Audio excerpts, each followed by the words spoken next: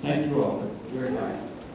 We are looking at Psalm 84 this morning, continuing on with our summer in the Psalms. Psalm 84. Church attendance and involvement has been declining for some time. Let me give you some numbers. In 1999, 23 years ago, 1999, 70% of Americans said they belonged to a church. 70%. In 2020, 47% said they belonged to a church. In 2021, 31% said they never, of Americans, 31% said they never attend church. 22% said they attend all the time. Just 22%. From 2000 to 2020, non-Christians or agnostics rose from 20% of the population to 32% of the population. In Bladen County, and this is just the Baptist, because that's the numbers I have, Baptist churches. In 2018, about 2,500 people showed up at Baptist churches for worship. 2,500 in 2018. And last year, 1,800 showed up countywide in Baptist churches for worship. That's down 700 people. The psalmist of Psalm 84 would not understand that trend. Not at all. And neither do I. Psalm 84 is an extremely jubilant testimony to the temple, to God's house, and being able to go there and worship and commune with God. Extremely jubilant testimony to that. Reading Psalm 84, it looks like the psalmist is heading to God's house and cannot wait to get there. You just feel his joy. It is not being able, as he can't wait to get there. Psalm 84. How lovely is your dwelling place, O Lord of hosts. That exclamation point there. My soul longs and deep thanks for the courts of the Lord. My heart and my flesh sing for joy to the living God. Even the sparrow finds a home, and the swallow a nest for herself, where she may lay her young at your altars, O Lord of hosts, my King and my God. Happy or blessed are those who live in your house, ever singing your praise. Happy or blessed are those whose strength is in you, and whose part are the highways to Zion. As they go through the valley of Baca, they make it a place of springs. The early rain also covers it with pools. They go from strength to strength.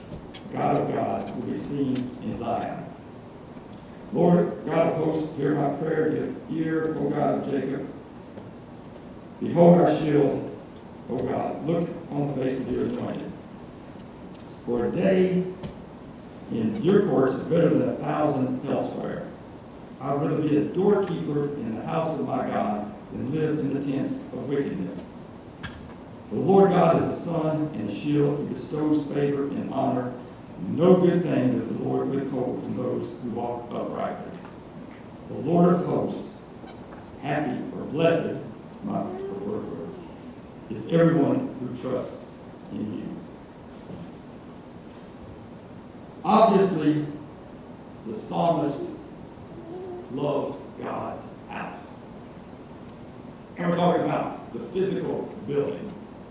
Obviously loves God's house.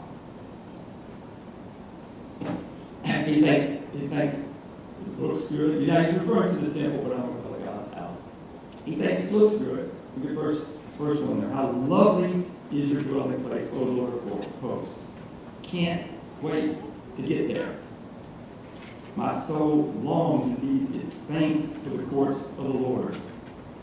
Envies the birds that build nests in God's house and get to live there all the time.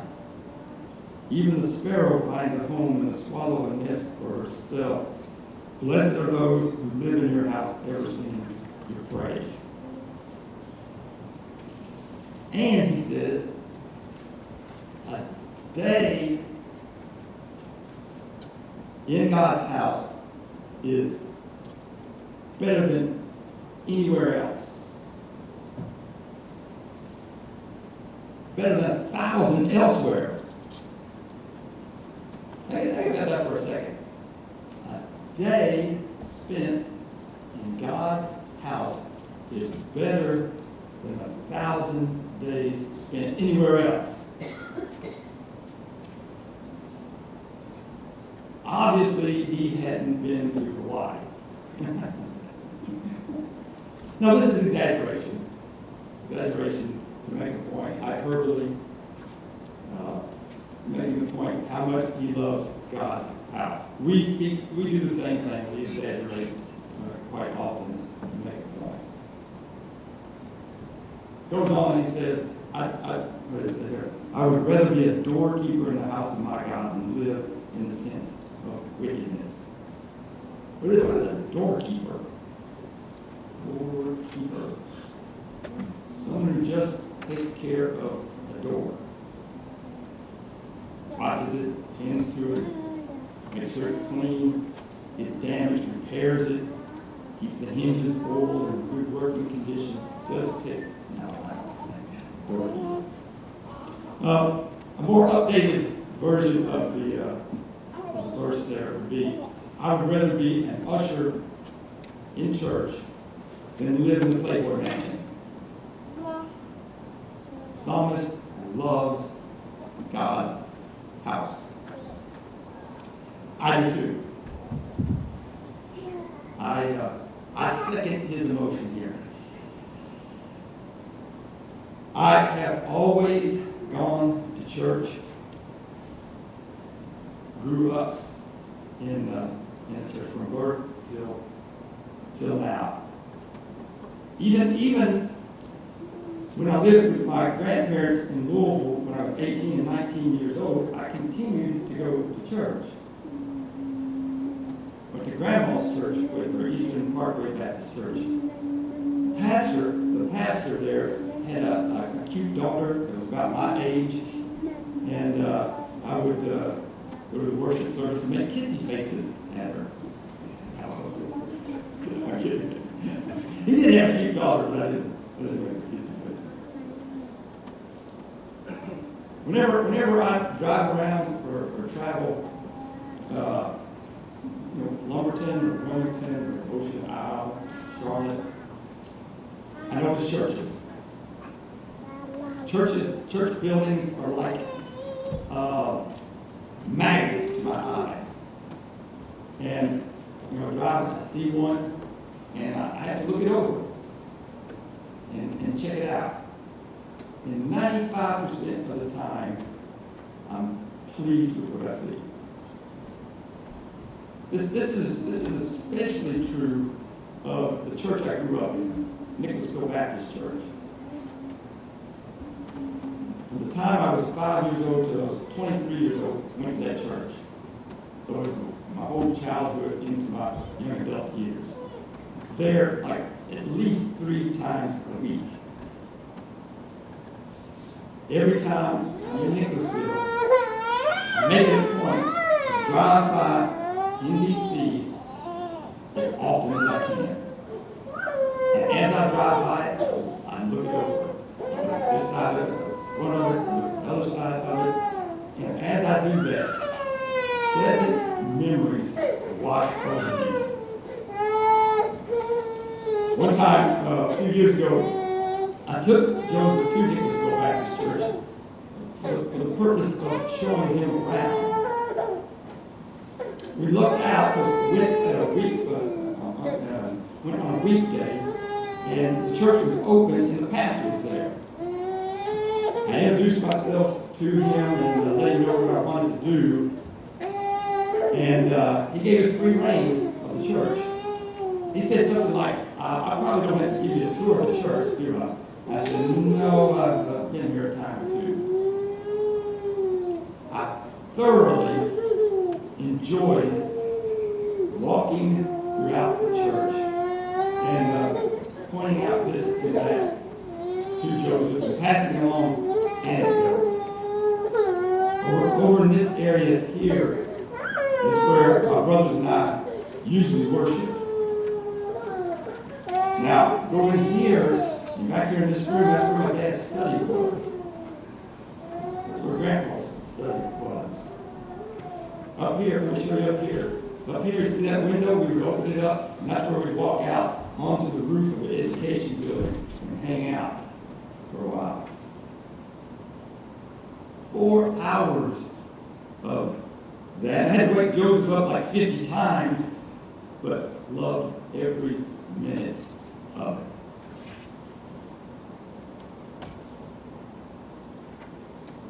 And I like church buildings that look like churches, like our church.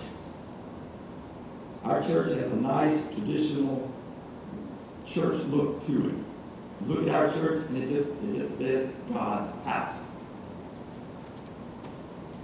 I don't care for churches that meet in like stores or gyms or theaters. Some of the big mega churches, when they build, their buildings look more like a community college than a church. Or they look like a nursing home instead of a church. And I know that, sometimes they meet in those places for practical reasons, financial reasons, and practical reasons for building a church like that, and you have multi-purpose buildings. Some theology might be involved in it. But I still like church buildings that look like churches. And I like different looking church buildings that look like churches. Like the Presbyterian church here in town. Got a different look to it. I like it. It's unique. First Baptist Church, Bladenboro. Very unique look to it. For several years, I wanted to get into church so I could see what the sanctuary looked like because how unique the outside of it looked. I finally got to go in there and check it out. The Methodist Church in E-Town, Trinity Methodist Church, unique. The white stone buildings, very, very nice. And I'm with the psalmist here. I love God's house. However, above everything, the psalmist loves the God whose house it is. He loves God's house because it represents God's presence. And he can go there and feel God's presence and worship and commune with God. That's why he loves the house, because God's there. And you meet with God there. And it represents God's presence. He doesn't worship the building. No.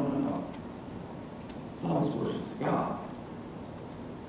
Last part of verse 2 there. My heart and my flesh sing for joy to the living God. And say to God's house.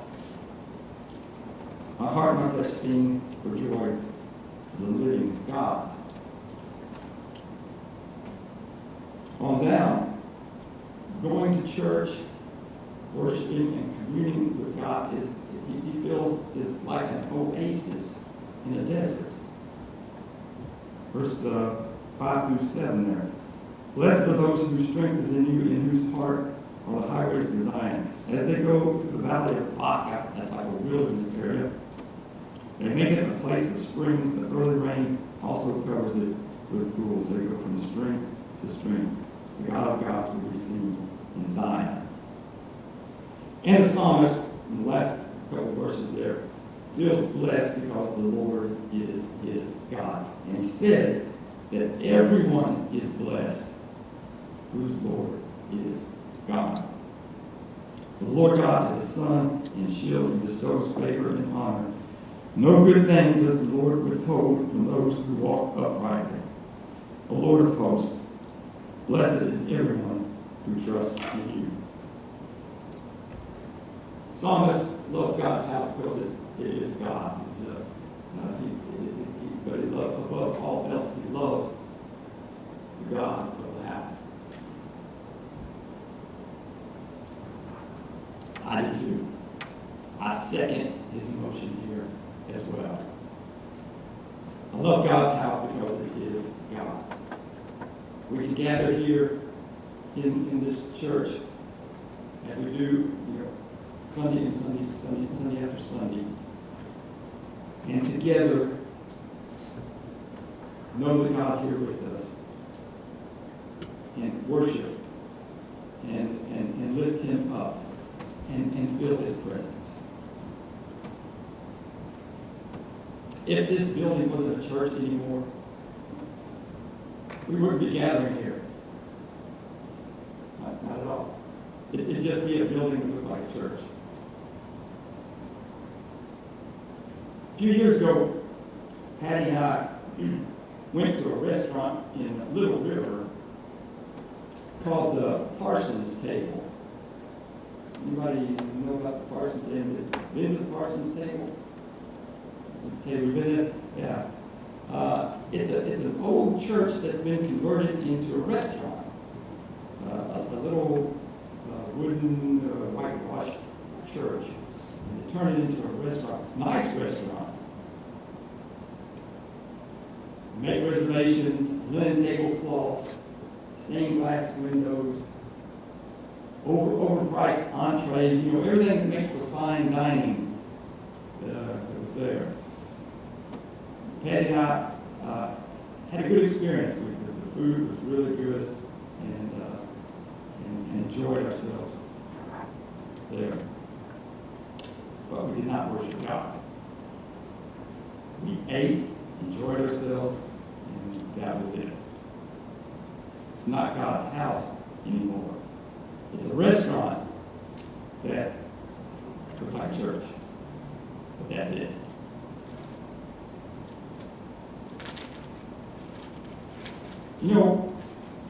We can worship God anywhere and everywhere.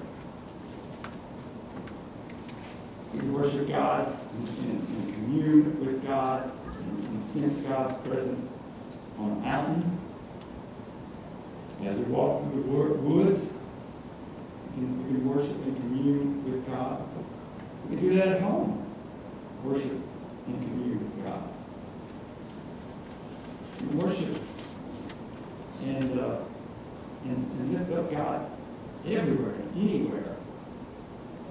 Some people though limit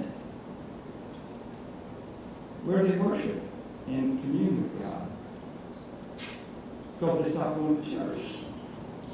They'll say things like, I don't go to church anymore. I worship God on the lake. I worship God on a tree stand. I don't do that. Not me. I don't limit where I can worship God. I worship and commune with God on the beach, riding one wave after another. I can be in awe of God and feel a sense of thanksgiving to Him. When I'm on a jog, I sometimes sense God and spend time in prayer while I'm jogging. On the golf course, I can feel close to God and feel a thankfulness to Him. Now, my language isn't always worship appropriate on the golf course, but still, I worship and commune with Him. Yeah. And I go to church and worship and commune with God. I don't limit where I can meet with God and worship and serve and commune with Him. There's a chance to worship, I'm going to be there. When we go on vacation, often I find a church, and on Sunday I go and worship there. It is really cool for me to do that because I go not as the pastor, but as a worshiper. And I'm telling you, every time I do it, I look forward to it. There's a great anticipation to going, where like the psalmist here. Because I know something good is going to happen.